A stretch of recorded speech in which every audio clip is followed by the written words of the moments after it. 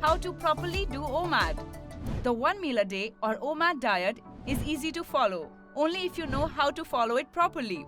Except for the time you set aside for one meal, you must fast for the entire day. This meal can be anything, such as fruits, vegetables, salads, whole grains, cheeseburgers, or even pizza. Since you are fasting for almost 20 to 23 hours, whatever you eat will be digested when the next day's mealtime comes closer.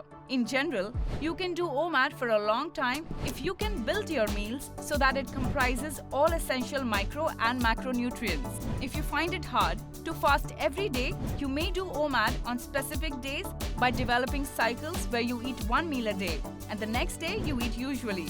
You can use OMAD as a potent weight loss remedy.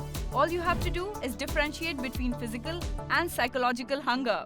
You may mistakenly believe you're hungry when you're actually thirsty or stressed out. On the other hand, you may be hungry at times. To correctly execute OMAD, you must first determine the source of your hunger.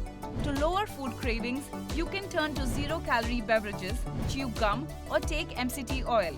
If you feel exhausted after following OMAD for a particular time, take a break and come back to it later.